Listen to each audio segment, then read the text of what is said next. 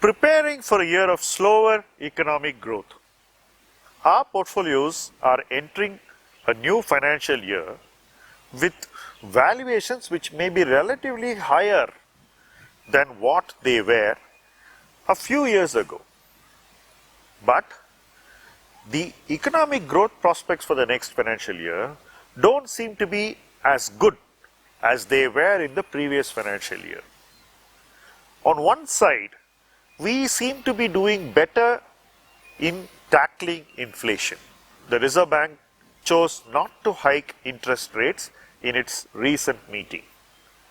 On the other hand, oil prices have spiked unexpectedly.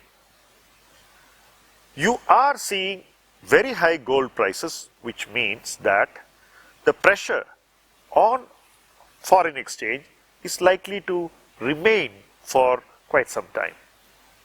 Effectively, we can't be sure that the macros will improve consistently from here, and we should be prepared for some periods of adversity. Near-term troubles may land at our door. The forecast for GDP growth for the next financial year is actually softer than the previous financial year. And who knows, the actual numbers may be even more softer. So, we should prepare for economic growth in the region of 5.5% and 6%, which is lower than what is projected and lower than what we are likely to achieve in FY 22-23. So, FY 23-24 is likely to be a year of lower growth. Now, for a year of lower growth, if your portfolio is carrying higher valuations, or if the valuations of your overall portfolio are higher than they ought to be, what would it mean? It means that you could see a year of no returns or marginally negative returns, because the business performance will barely justify the valuation excess. So, we could see that the markets will adjust valuations, and that will reflect in your portfolio. What should an investor do in response to such a scenario? On the one side, you know your portfolio can't go up.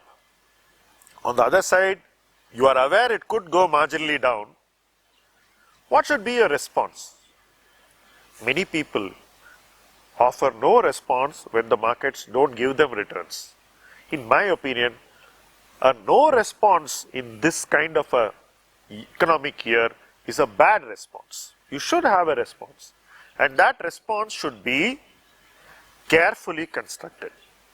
You should be very careful about where you put your money, and you should ensure that your money works wherever you put it.